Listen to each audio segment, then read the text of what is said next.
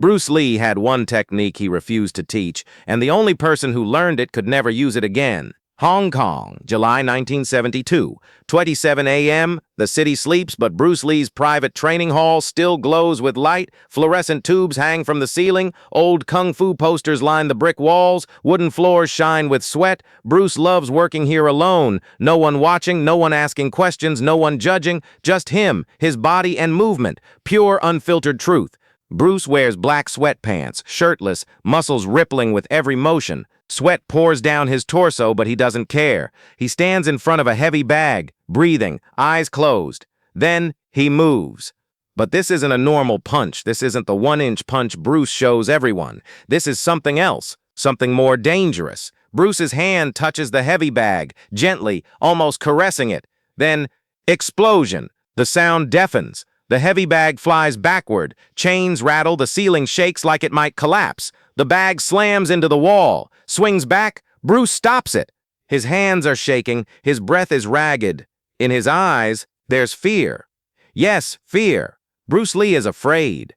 Afraid of this technique, because this technique can kill a person in 3 seconds without hesitation. Just touch and energy transfer. Bruce takes a deep breath, wipes his sweat, stares at the heavy bag. The sand inside has exploded, scattered to the sides, the center nearly empty. Never again, he whispers to himself. I'll never teach this to anyone. But in the shadows by the door, someone is standing, watching. Bruce doesn't notice. But Bruce Lee's real reason for hiding this technique hadn't surfaced yet. The watcher's name is David Chen. 23 years old, Chinese-American, came to Hong Kong from San Francisco to learn from Bruce Lee. Son of a wealthy family, he can buy anything, but one thing he can't buy is respect. David wants respect. He wants power, and he believes Bruce Lee will make him powerful. David comes to Bruce's school every day. 6 a.m., 10 p.m., every spare moment. He works, he sweats, he suffers, but it's not enough, because Bruce teaches him basic movements. Stance, balance, breath control. David finds these boring. I want to learn to fight, he keeps saying. Real techniques. Bruce looks at him, calm, never reacting. Real techniques are born from fundamentals, he says. First learn to walk, then you run. But David is impatient. Every day he watches Bruce, follows him, tries to understand what he does. Because David noticed something, Bruce doesn't use the movements he shows students in his own training. Bruce does something else. Faster, more dangerous, more... David has to learn this. It's consuming him. He can't sleep at night, constantly thinking, what is Bruce hiding? Why won't he teach me? I'm his best student. I deserve it. One night, David makes a decision. He'll follow Bruce. That hot July night, David waits outside Bruce's house. His car parked around the corner, lights off, just watching. At 2 a.m., Bruce leaves his home, walking. David gets out of his car, follows at a distance.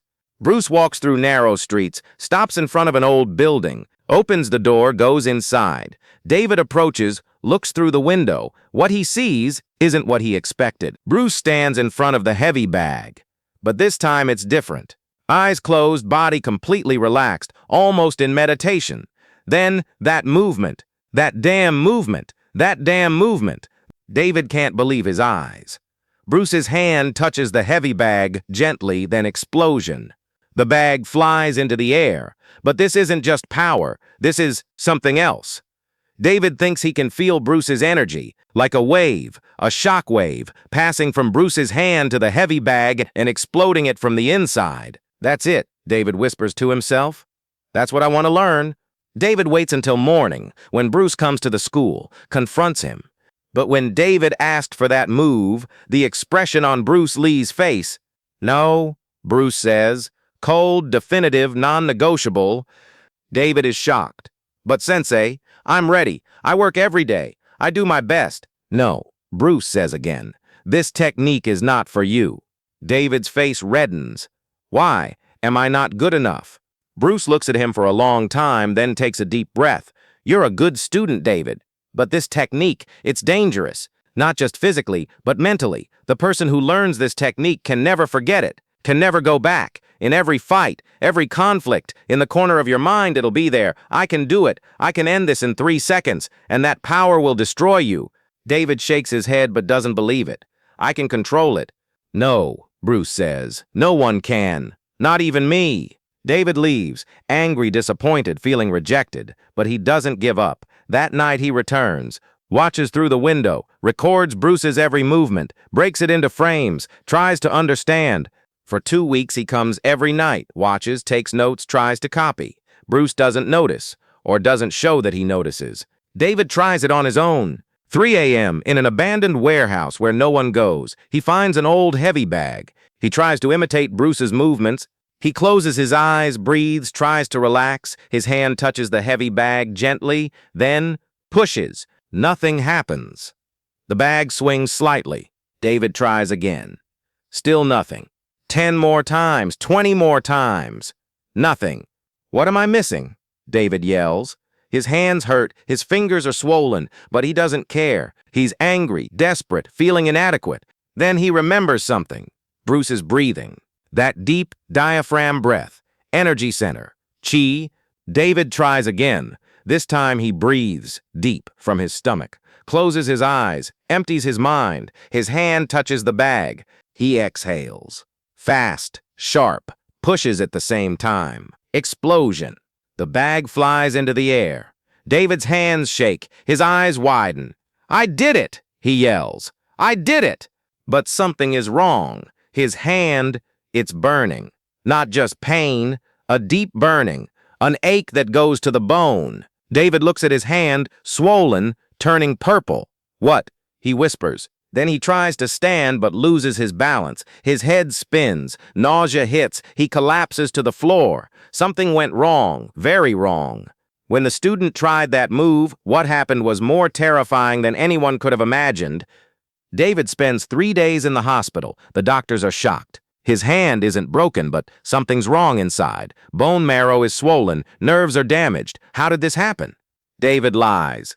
Training accident. Bruce hears the news. He comes to the hospital, enters David's room silently. David looks at him, ashamed, scared.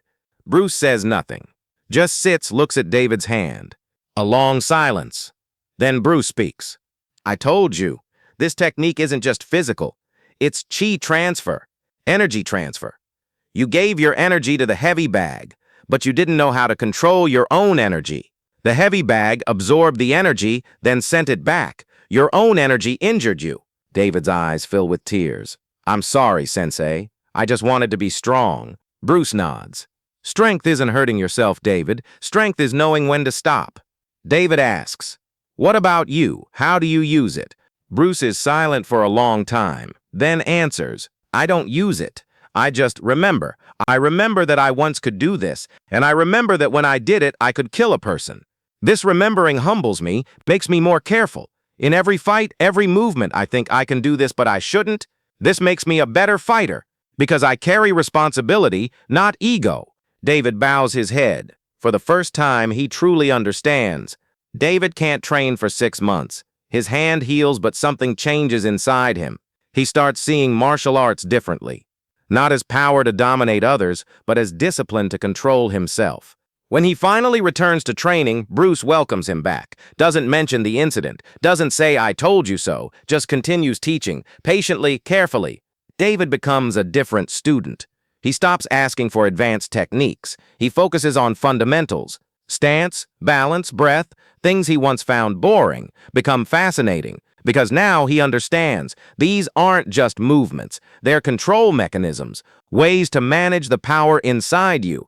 One day, 8 months after the hospital, Bruce calls David aside after class. Come with me, Bruce says. They walk to the private training hall, the same place where David watched through the window. Bruce stands in front of the heavy bag, looks at David. I'm going to show you something, Bruce says, not because you're ready, but because you need to see it to understand why I refused. Bruce positions himself, closes his eyes, his hand touches the heavy bag gently. Then, that explosion. The bag flies, the chains rattle, the sound echoes through the empty hall. But this time, David sees something he didn't see before. He sees Bruce's face after the strike. Not triumph, not pride, pain, deep spiritual pain. Like every time Bruce uses this technique, it costs him something. Bruce turns to David. Every time I do this, I feel it. the potential to destroy, to kill, and it sickens me, because I know martial arts isn't about this. It's about discipline, respect, self-control. But this technique, it's pure destruction. No art, no discipline, just violence. Bruce continues, I developed this technique when I was young, angry, wanted to prove I was the best. I used it once. Just once. In a real fight.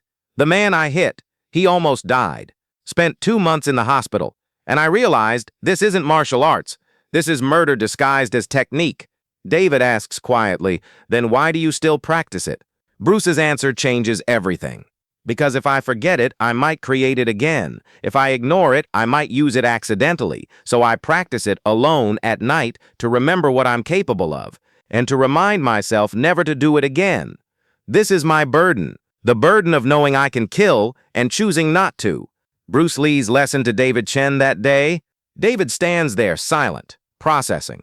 Everything makes sense now. Bruce's refusal wasn't about David not being good enough. It was about protecting him. From the technique, yes, but more importantly, from himself. From the ego that comes with ultimate power. From the corruption that happens when you know you can end anyone in 3 seconds. Thank you, Sensei, David says. Not for showing the technique, for showing the responsibility that comes with it. Bruce nods. Now you understand. Strength without control is chaos. Power without responsibility is tyranny. The forbidden technique isn't forbidden because it's too powerful. It's forbidden because most people aren't ready for what it does to their soul. They leave the training hall together. Bruce locks the door. That heavy bag still swinging slightly in the darkness. Years pass. David becomes an instructor, opens his own school in San Francisco, teaches hundreds of students. And sometimes, late at night when the school is empty, a student asks him, Sifu, what's the most powerful technique you know? David always gives the same answer, the one I choose not to use. They never understand. They think he's being mysterious, playing the wise teacher. But David knows the truth. The most powerful technique isn't a strike or a throw or a lock. It's restraint. It's the moment when you could destroy someone and you choose not to. That's real power. That's real mastery. In 1973, Bruce Lee dies. David flies to Hong Kong for the funeral. Thousands attend, celebrities, students, fans, martial artists from around the world. But David stands in the back, quiet, remembering. After the service, Linda Lee, Bruce's widow, finds David. She hands him a letter. Bruce wanted you to have this, she says. David opens it. Bruce's handwriting. Just a few lines. David, by the time you read this, I'll be gone. But I want you to know something. That night in the hospital, when I saw your injured hand, I saw myself. Young, desperate, seeking power for the wrong reasons. You could have stayed broken, bitter, angry at me for refusing to teach you. Instead, you grew. You learned. You became what I hoped you'd become. Not a great fighter, but a great teacher. The forbidden technique I showed you wasn't the explosion. It was restraint, and you mastered it. I'm proud of you. David's hands shake. Tears fall on the paper. He folds the letter carefully, puts it in his pocket, walks out into the Hong Kong night. That letter stays with him for the rest of his life. In his wallet, yellowed, creased, but always there. And every time a student asks for advanced techniques, secret moves, forbidden strikes, David touches that letter and remembers. The greatest technique Bruce Lee ever taught him wasn't something you do. It's something you choose not to do. 30 years later, David is 53 years old, still teaching, still training. A young student, maybe 19, cocky, talented, reminds David of himself at that age. The kid asks the inevitable question, Sifu, what's the deadliest move you know? David looks at him for a long time, then asks, why do you want to know? The kid shrugs. To be the best. David smiles. Same answer he would have given at 23. He tells the kid a story about a young man who wanted power, about a master who refused, about a forbidden technique, about a hospital bed, about a letter from beyond the grave. The kid listens, skeptical at first, then intrigued, then moved. When David finishes, the kid asks, so, you never learned it? David's answer is careful, precise, true. I learned it, but more importantly, I learned why I should never use it, and that second lesson saved my life. The kid nods slowly. Maybe he understands. Maybe he doesn't. David knows it might take 30 years, a hospital bed, and a letter from a dead master for him to truly get it. But that's okay, because that's how martial arts works. The real lessons aren't learned in a day, they're learned over a lifetime, in moments of pain, humility, failure, and growth. Bruce Lee's forbidden technique lives on, not in dojos or demonstrations or YouTube videos, but in the hearts of students who learned that true power isn't in destruction, it's in the choice not to destroy. That's the technique Bruce Lee refused to teach. And that's exactly why everyone who truly learned from him became a master. The heavy bag in Hong Kong sits in storage now, in Linda Lee's garage, covered in dust, chains rusted, sand settled and hard. No one has hit it since Bruce died. No one will. But late at night, when the wind blows through the cracks in the garage door, the bag swings slightly, just a few inches, back and forth, like it remembers, like it knows. The forbidden technique isn't gone. It's just waiting. Waiting for someone ready to learn not how to use it, but why they never should. And when that person arrives, the lesson will begin again, just like Bruce intended, just like it always has, just like it always will. Because the greatest technique ever created isn't a strike or a block or a throw. It's the wisdom to know that having power and using power are two very different things. Bruce Lee knew that. David Chen learned that. And now maybe you know it too. The question is, what will you do with it?